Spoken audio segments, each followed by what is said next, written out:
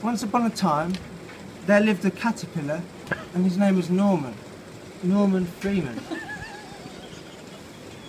And he was a regular looking caterpillar until he started walking, when it was quite apparent there was not a lot normal about him at all. He walked everywhere backwards. All the kids in the forest used to take the piss out of him. Is this a kid's book? Yeah, it's a kid's book. Carry on. Carry on. 5+. Go on. If you go any slower, you'd be walking forward. They used to call at him. Norman the Boreman, crawling on the floor, man. The crows cawed.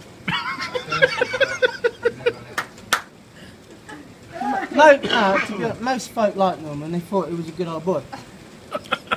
But there was one creature in the forest who adored him, and her name was Cynthia, and she was a snail, a rather beautiful snail. And one day, Cynthia slid across the forest floor on her way to the pond for a wash, and unbeknown to her, Norman was in her slipstream,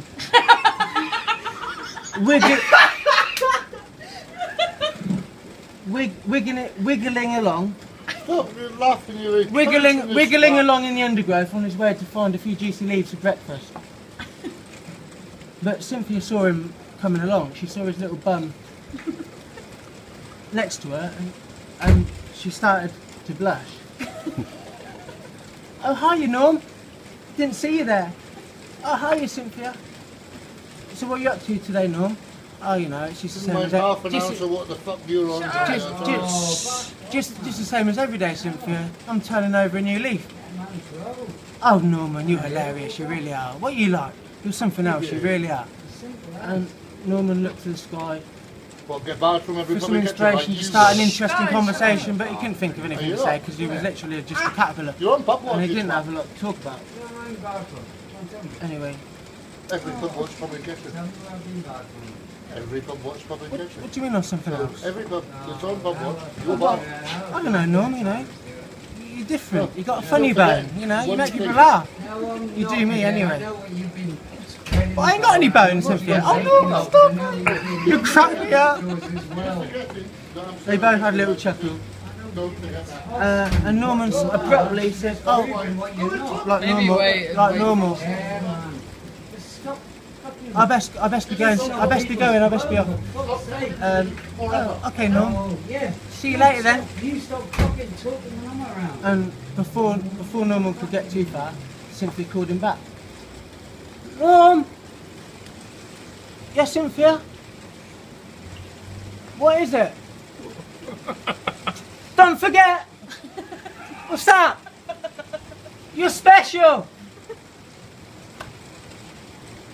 Just for a moment, Norman felt like he could do anything. He felt alive. By the time Cynthia had called him, he was on the top of a molehill. And suddenly it began to tremble and rock. And he fell down the molehill, covered in dirt. He was lying on down the bottom of the molehill, hoping no one seen him because he was slightly embarrassed. And suddenly a mole popped out. He goes, "Excuse me, whoever that was upon my mound, please will you refrain from using my house as a lookout, or whatever it was you were doing up here. No, please bugger off." And Norman went up, and Norman fucked off. Adrenaline still coursing through his veins. And when he started to relax, he realised something. He was actually walking in the same direction he was going, which for the first time in his life, that is what he hadn't been doing. That was the first time in his life he was doing that, and he froze. First of all, a huge well of pride began, but that was replaced by fear. It was like, right, what do I do? Do I pretend that this never happened and just go back to normal? I mean, he'd lied to Cynthia in the past, the snail, that he didn't know why he went backwards. I probably left that out of the story, but that's what the story should have been like. But then if the two choices were obvious. Go back and pretend it never happened, or accept change and keep going. Because the reason that he'd always been going backwards was because if he had seen the gigantic obstacles that lay in the forest, he would never have been able to surmount them because he'd have seen them, and he'd be scared of them, he'd be fearful of them. So what he didn't see couldn't hurt him. But now he was faced with the reality of being able to go forward and having to tackle whatever it was he was supposed to. So he charged forward, and he kept going, he razzed on, and he came across a fucking giant boulder which lay just in the middle of where he lived, in his little house made out of fucking gingerbread, and the fucking juiciest leaf tree in the fucking hood. And what he always used to do was to fucking moonwalk backwards around this boulder, which used to take him all day, and it used to expend more energy than the leaves he used to eat, which is fucked, because he weren't going to fucking live much longer. And so, fate, because the thing is, right, the boulder was so steep, it was impossible to fucking climb backwards. You could not harness the energy backwards, it'd always flop over. So, isn't that the truth? So he fucking did it. He did it. It was a piece of piss. He got the leaves for half price, and they were fucking sound. It's just improvised at this point. Here's to Norman. Norman Freeman. You were given a boulder and you surmounted it, mate. You surmounted it. Norman tucked himself under a moss-covered twig that night, and the longer he stayed there, the more fucking angry he got with himself. Why have I fucking done this to myself all this time? Like, I could do it. I could overcome anything. Like the tree trunk that had been smashed by lightning, where inside all the cool dudes play music at night. Like, I'd never seen that before. But that day he went in there, and it was cool. Like, he did enjoy it. He was a cool caterpillar. And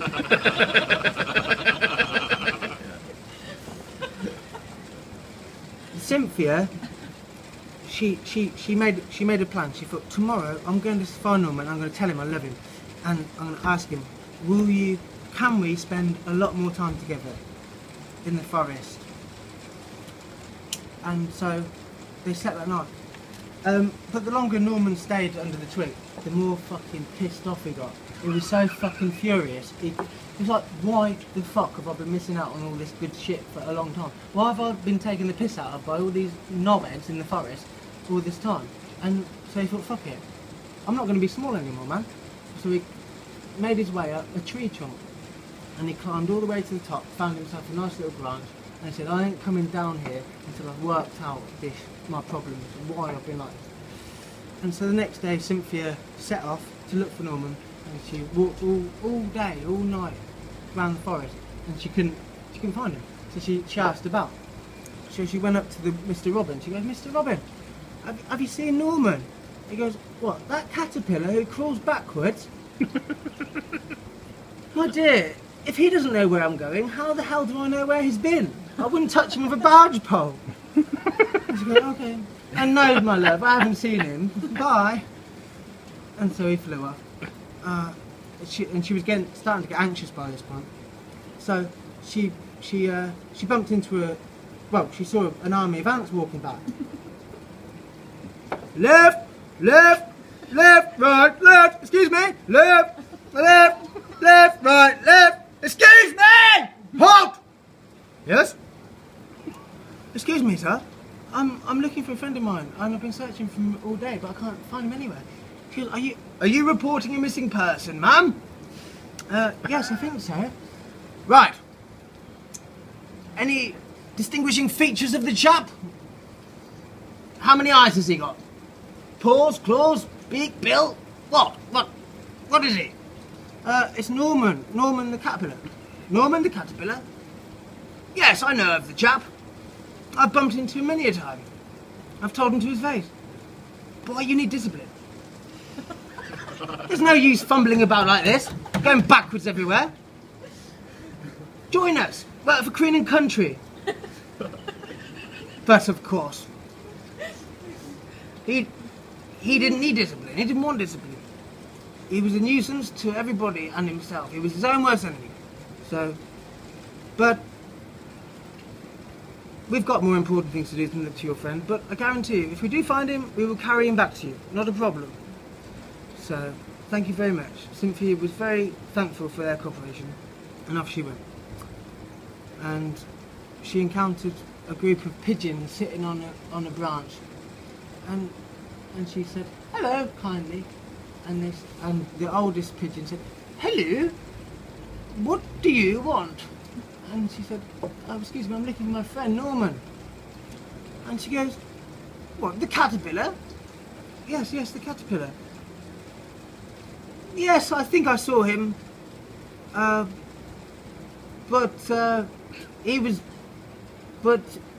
Yes, he was climbing up a tree somewhere.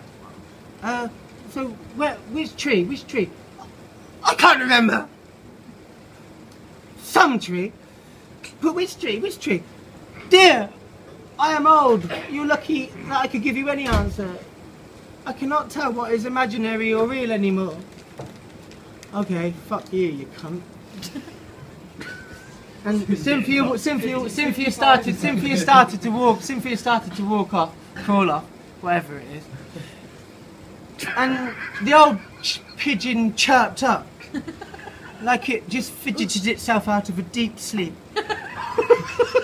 Oh yes, my dear. What's that?" "He was crawling forward." "What?" "You know, proper fashion. Straight ahead." And Cynthia didn't know what to think. She thought, full of shit. So she just carried on. And she kept crawling all night long. She kept crawling and she never found him.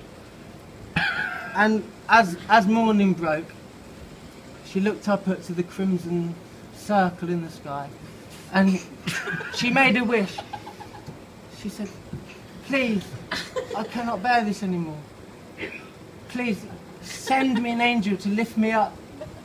I want to disappear." And soon a calmness surrounded her and she fell into a deep sleep. And in that sleep, she dreamed that Norman was looking for her, just in the same way that she had been looking for Norman. But this was the first time she'd ever experienced a lucid dream. Although she was dreaming, she was aware she was asleep. But at the same time, it didn't seem like it was a dream at all. And she thought she could hear Norman call her, "Cynthia, Cynthia." And she was aware that she was awake now, but she didn't dare to open her eyes. And there was a stronger breeze flowing over her face, and it made her open her eyes. And she opened her eyes, and she could see Norman. "Cynthia, look, I'm a bird!" And she tried to wipe her sleepiness from her eyes and focus her eyes. And she said, "Norman, I can't believe you're here. Oh my God, I can't believe it." And he said, "No, Cynthia, look." And slowly he brought up a pair of huge, dazzling, kaleidoscopic, colourful wings, full of patterns that swirled from the top to the bottom. And he goes, You're a butterfly." And he goes, "Am I?" And he goes, "Yeah, you're a butterfly." And she goes, "Wow." And